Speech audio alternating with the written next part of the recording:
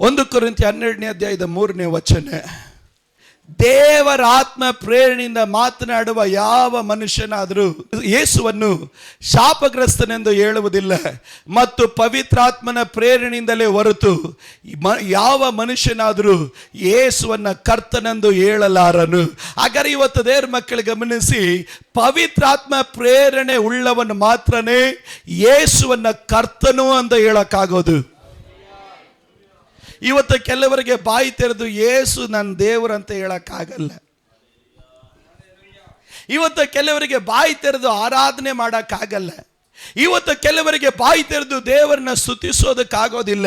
ಇವತ್ತು ಕೆಲವರಿಗೆ ಬಾಯಿ ತೆರೆದು ಯೇಸು ನನ್ನ ರಕ್ಷಕ, ಯೇಸು ನನ್ನ ದೇವರು, ಯೇಸು ನನ್ನ ಒಡೆಯ, ಯೇಸು ನನ್ನ ವಿಮೋಚಕನು ಎಂದು ಧೈರ್ಯವಾಗಿ ಕೆಲವರಿಗೆ ಹೇಳಕ್ಕಾಗಲ್ಲ.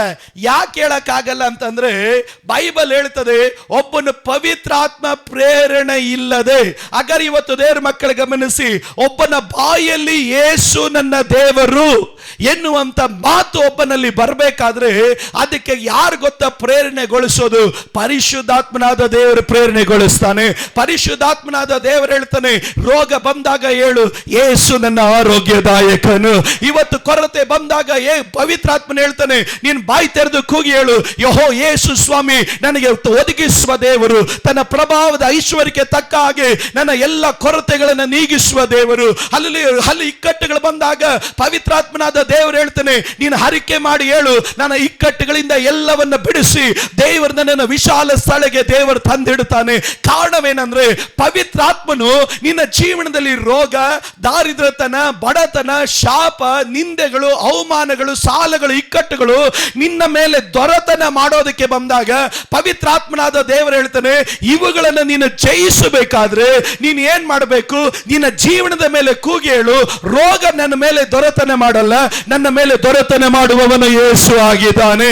ಇವತ್ತು ದೇವರ ಆತ್ಮನ ಹೇಳ್ತಾನೆ, ಸಾಲ ನಿನ್ನ ಮೇಲೆ ದೊರೆತನ ಮಾಡೋಕೆ ಬಂದಾಗ, ಬಡತನ, ದಾರಿದ್ರತನ ನಿನ್ನ ಮೇಲೆ ದೊರೆತನ ಮಾಡೋಕೆ ಬಂದಾಗ ಪವಿತ್ರಾತ್ಮನ ಹೇಳ್ತಾನೆ, ನೀನು ಬಾಯಿ ತೆರೆದು ಕೂಗಿ ಹೇಳು, ನಿನ್ನ ಜೀವನದಲ್ಲಿ ಆಳ್ವಿಕೆ ಮಾಡೋದು, ಕರ್ತೃತ್ವವನ್ನು ನಡೆಸೋದು ಬಡತನವಾಗ್ಲಿ ಶಾಪವಾಗ್ಲಿ ಅಲ್ಲ, ಯೇಸು ಸ್ವಾಮಿ ಆಗಿದ್ದಾನೆ.